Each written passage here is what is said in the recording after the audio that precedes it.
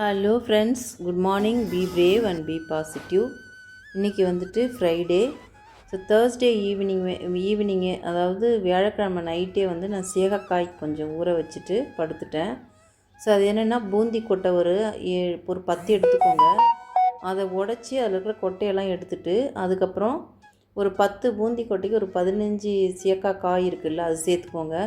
சேர்த்துட்டு கொஞ்சமாக வெந்தயம் சேர்த்துக்கோங்க, கொஞ்சமாக பச்சை அரிசி சேர்த்துக்கோங்க.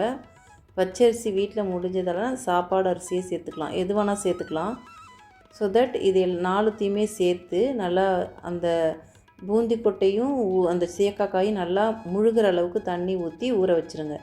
ஊற வச்சுட்டு மூடி போட்டு ஊற வச்சிட்டிங்கன்னா அடுத்த நாள் காலையில் நல்லா அரைக்கணும். அதை கிரைண்ட் பண்ணணும், நல்லா ஜாரில் போட்டு நல்லா கிரைண்ட் பண்ணி அதை நல்லா ஃபில்ட்ரு பண்ணி 1 மாதத்துக்கு கூட நீங்கள் ஷாம்புவை யூஸ் பண்ணிக்கலாம். வெளியில் கடையிலலாம் வாங்குறத விட இந்த மாதிரி பண்ணால் நல்லா ஹெல்த்தியானது கூட நமக்கு ஹேருக்கு. வெந்தயம் இருக்குது இல்லைங்களா, அது வந்து உடம்பு குளிர்ச்சிக்கு, ஹேர் க்ரோத்துக்கு, ஸ்கின் க்ளோக்கு எல்லாத்துக்குமே இது வந்து டீடாக்ஸுக்கு எல்லாத்துக்குமே, அதாவது வந்து உடம்பு குறையிறதுக்கு தண்ணி குடிக்கிறாங்க இல்லைங்களா, ஸோ அந்த டீடாக்ஸ் வாட்டருக்கு எல்லாத்துக்குமே வந்து இந்த ஒன் இன்க்ரீடியண்ட் வந்து ஆப்டாக சூட் ஆகும். ஸோ அதனால் அடுத்த நாள் மார்னிங் இந்த மாதிரி தான் இந்த கடலில் தான் இருக்கும், அதை எடுத்து சேர்த்து அந்த தண்ணியே ஊற்றி நல்லா அரைச்சி இந்த மாதிரி அரைச்சி எடுத்துக்கோங்க. அப்படி இல்லை அப்படின்னா கொஞ்சம் கொஞ்சமாக எடுத்து நல்லா தண்ணி ஊற்றி அரைச்சி ஃபில்டர் பண்ணி எடுத்துக்கோங்க. அது அந்த ஷாம்பு வந்து சூப்பராக இருக்கும், நம்ம ஹேருக்கு ஹேர் க்ரோத்தும் இருக்கும், ஹேர் ஷைனிங்காகவும் இருக்கும், க்ளீனாக நீட்டாகவும் இருக்கும் நம்ம ஹேரு. அதுக்கப்புறம் மேலே மாடிக்கு வந்து தண்ணியில் நல்லா தெளித்து இவங்கள பார்த்துட்டு தான் அதுக்கப்புறம் நமக்கு நிம்மதி. அதுக்கப்புறம் இவங்களுக்கு தண்ணிலாம் நம்ம தண்ணின்னு சொல்கிறோம், இதை பொறுத்த வரைக்கும் அவங்களுக்கு வந்து இன்னும் கொஞ்சம் நேரத்தில் சன் ரேஸ் கிடச்சிடும். இப்போ இதில் சாப்பாடு கொடுக்குறோம் அப்படின்னு தான் மீனிங் இருக்குது. ஸோ இந்த மாதிரி நான் தண்ணி தெளிச்சிட்டு கீழே வந்துடுவேன். கீழே வந்துட்டு தான் அதுக்கப்புறம்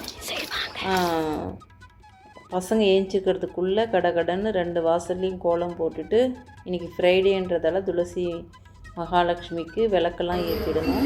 ஸோ அது மீன்வேல் கிச்சனுக்கு வந்து நல்லா தொடச்சி நம்ம டெய்லி ஆஸ் யூஷுவல் பண்ணுறத பண்ணியாச்சு. பண்ணிவிட்டு நிலைவாசலுக்கு வந்துட்டேன். மஞ்சள் குங்குமம்லாம் வச்சுட்டு கோலம் போட ஆரம்பிச்சிட்டேன். ஸோ கோலத்தில் முன்னாடியே நான் சொன்ன மாதிரி அரிசி மாவு ப்ளஸ் பச்சை கற்பூரம் கொஞ்சம் நல்லா பவுட்ரு பண்ணி போட்டுக்கோங்க. சூப்பராக இருக்கும், நல்ல வாசனையாக இருக்கும். நம்ம வீட்டுக்கு வர்றவங்களுக்கும் ரொம்ப பிடிக்கும், நமக்கும் ரொம்ப நல்ல ஒரு ஃபீல் குட் கொடுக்கும். இது நிலவாசலுக்கு முன்னாடி கோலம். ஸோ கோலம் வந்துட்டு நான் வந்து ஃப்ரைடே ஆனால் கொஞ்சம் சிம்பிளாகவும் கொஞ்சம் கம்மியான டைம் எடுக்கிற மாதிரி தான் போட வேண்டியிருக்கும். ஏன்னா பசங்களுக்கு நெக்ஸ்ட் அவங்க ஏஞ்சிக்கிறதுக்குள்ளே கடகடன் சாதமும் சைட் டிஷ்ஷு குழம்பு இதெல்லாம் ரெடி பண்ணுறதுக்கு கொஞ்சம் லேட் ஆகும். அப்படின்றதால கடகடன் சீக்கிரமாக என்ன கோலம் போட முடியுமோ அதை போட்டுருவேன். ஃப்ரைடே ஆனால் மேக்ஸிமம் வந்து இந்த தாமரைப்பூ எப்படியுமே ஏதாவது அட்லீஸ்ட் 1ஆவது வர்ற மாதிரி ஒரு கோலத்தை வந்து போட்டுருவேன். அது வந்து மகாலட்சுமி தாயாருக்கு பிடிச்சது அப்படின்றதுக்காக. ஸோ அதையும் நிலவாசலுக்கும் போட்டாச்சு. போட்டுட்டு இந்த மாதிரி மஞ்சள் குங்குமத்துக்கு பதிலாக இந்த மஞ்சள் கலர் பொடியும் சிகப்பு கலர் பொடியும் வச்சாச்சு. உருளியும் ரெடி பண்ணிட்டேன் நான். உருளியும் ரெடி பண்ணி பொட்டெல்லாம் வச்சு பூவெல்லாம் வச்சாச்சு. அதுக்கப்புறம் நம்ம துளசிக்கு இப்போ வந்துட்டு விளக்கேற்றிடலாம். ஸோ சூரிய பகவான் இப்போ தான் வந்திருக்காரு. ஸோ தட் இப்போ ஏற்றுனா அவருக்கும் சேர்த்து ஏற்றின மாதிரி ஒரு ஃபீல் குட் இருக்கும் நமக்கு. ஸோ விளக்கில் எப்போவுமே சொல்கிற மாதிரி பச்சை கற்பூரம் கொஞ்சம் போட்டுக்கோங்க. போட்டுட்டு விளக்கு ஏற்றிட்டு தீப தூப ஆராதனை காட்டிடுங்க மகாலட்சுமிக்கு. இன்னொன்று வந்துட்டு இந்த தீப தூப ஆராதனை காட்டிட்டு விளக்கும் ஏற்றிட்டு கற்பூரம் ஏற்றுறோம் இல்லைங்களா. ஸோ அந்த கற்பூரம் ஏற்றும் பொழுது நம்ம என்ன பண்ணணும் அப்படின்னாக்கா, அந்த கற்பூரம் முடிகிற வரைக்கும் நம்ம எங்கேயும் போகக்கூடாது, அங்கேயே தானே இருக்கணும். அது வரைக்கும் நம்ம என்ன பண்ணலாம், நம்ம அங்கேயே உட்காந்து நமக்கு என்ன வேணுமோ அதெல்லாம் அவங்கக்கிட்ட கேட்கலாம் இல்லைங்களா. நமக்கு என்னென்ன கிடச்சிருக்கோ அதுக்கு ஃபஸ்ட்டு தேங்க் பண்ணலாம் இல்லைங்களா. ஸோ நிறைய பேர் என்ன பண்ணுற தப்பு என்னென்னா, எல்லாமே பண்ணுவாங்க பர்ஃபெக்டாக. வாசல் தெளித்து கோலம் போடுவாங்க, விளக்கேற்றுவாங்க, நீட்டாக வச்சுப்பாங்க, எல்லாமே பண்ணுவாங்க. பட் ஒரு 10 நிமிஷம் நின்று அங்கே வேண்டுறதுக்கு மறந்துடுவாங்களா இல்லை அவசரமாக போயிடுவாங்களான்னு எனக்கு தெரியல. ஸோ அந்த தப்பை தான் நான் இதுக்கு முன்னாடிலாம் நான் பண்ணிகிட்டு இருந்தேன். ஒரு 1 இயர் பேக் வரைக்கும் எல்லாமே நீட்டாக பண்ணிவிடுவேன். ஆனால் அங்கே ஒரு 10 நிமிஷம் 15 நிமிஷம் நின்று வேண்டவே மாட்டேன். சும்மா கற்பூரம் ஏற்றும் போது மட்டும் வேண்டிட்டு அப்படியே உட்காந்துட்டு ஏஞ்சி வந்துடுவேன். இந்த துளசி செடி நான் வச்சதுக்கப்புறம் தான் நம்ம எப்போவுமே நின்றுக்கிட்டு தானே எல்லாமே பண்ணுவோம். கற்பூரம் ஏற்றுறது, தூப ஆராதனை பண்ணுறது எல்லாமே. ஸோ துளசி மகாலட்சுமிக்கு நான் என்ன பண்ணுறது, உட்காந்து தான் ஏற்றி ஆகணும். குட்டியாக இருக்காங்க இல்லைங்களா அந்த துளசி செடி, அதனால் உட்காந்து ஏற்றும்போது தான் நானாக எல்லாமே பண்ணிவிட்டு அந்த கற்பூரம் முடிகிற வரைக்கும் அது நான் வேண்ட ஆரம்பிச்சிட்டேன். எனக்குள்ளே அதுவாகவே வந்துருச்சு.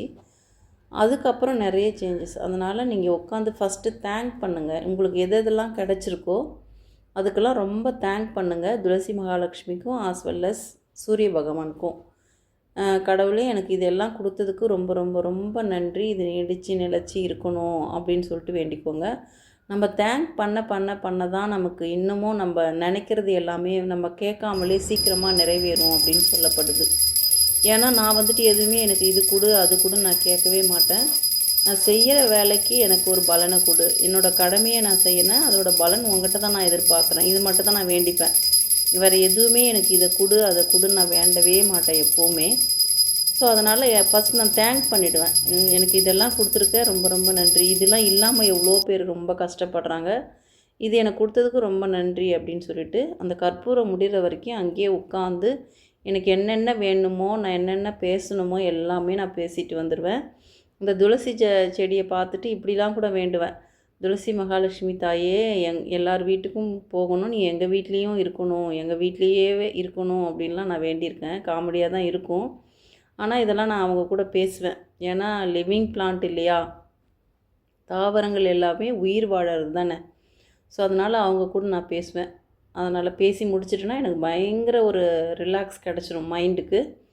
அதுக்கப்புறம் இந்த கேட்டுக்கிட்ட வந்து 6:30 ஆகிடுச்சு. இப்போது 7 o'clock சாதம்லாம் ஊற வச்சுட்டு வந்துட்டேன். சாதம் இன்றைக்கி ஃப்ரைடேன்றதால பருப்பு எல்லாம். ஸோ ஒரு 1/2 an hourல ரெடி ஆகிடும்.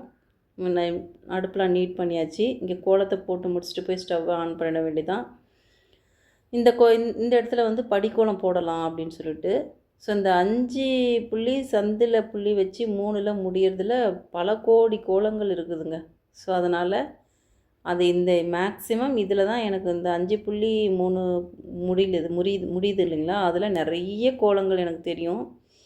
அதனால் கொஞ்சம் அது அப்படியே படிக்கோலங்கள், அதாவது ஃப்ரைடே ஆனால் தாமரைப்பூ கோலமும் போடணும்னு சொல்கிறாங்க, படிக்கோலமும் போடணும்னு சொல்கிறாங்க. அதனால் அங்கே முன்னாடி நிலைவாசலுக்கு முன்னாடி தாமரைப்பூவும் இங்கே படிப்படியாக வர மாதிரி ஒரு கோலமும் நான் செலக்ட் பண்ணி போட்டுட்டேன். இதுலேயும் அப்படி தான். அங்கேயும் வந்து அரிசி மாவு பச்சை கற்பூரம் சேர்ந்த இதே கோலமாவு தான். பட் அது வேறு டைல்ஸு, இது வேறு டைல்ஸுன்றதால இது கொஞ்சம் நல்லா எடுத்து காமிக்குது. அதுக்கப்புறம் வந்துட்டு கோலம் போட்டுட்டு போய் ஃப்ரைடே ஆனால் வந்து மகாலட்சுமிக்கு தாயாருக்கு பிடிச்ச இந்த எது நம்ம செய்கிறோமோ இல்லையோ ஒரு பருப்பு கொஞ்சம் கலந்து எதையாவது அட்லீஸ்ட் கூட்டுலையாவது இல்லை ஏதாவது சைட் டிஷ் மாதிரி செஞ்சிங்கன்னா அதுலேயாவது இந்த துவரம் பருப்போ இல்லை பாசிப்பருப்போ இல்லை கடலை பருப்போ ஏதோ ஒரு பருப்பை கலந்து செய்யணும் அப்படின்னு சொல்லுவாங்க. அதனால் நம்ம வீட்டில் எப்போவுமே வந்துட்டு டியூஸ்டே ஃப்ரைடே ஆனால் சாம்பார் தான். சாம்பார் சைட் டிஷ் மட்டும் ஏதாவது டிஃப்ரெண்ட்டாக செஞ்சிட வேண்டியது தான். அதனால் சாம்பார்லாம் எனக்கு ரொம்ப ஒரு வித்தின் ஒரு 20 minutesல எல்லாமே செஞ்சு முடிச்சிடுவேன், சாம்பாரையும் முடிச்சிடுவேன். ஸோ அதனால் பயம் கிடையாது. இது படிக்கோலம்னா என்னது, இப்படி பக்கத்தில் இழுக்கிறாங்க இல்லைங்களா, அதுதான் படிக்கோலம் அப்படின்னு சொல்கிறாங்க. இந்த கோலம் போடுறதால நமக்கு நிறைய பெனிஃபிட்டுங்க. என்னென்னா நம்ம வந்துட்டு நம்மளோட கவனம் வந்து செதறாது, வேறு எங்கேயுமே போகாது நம்மளோட தாட்டு.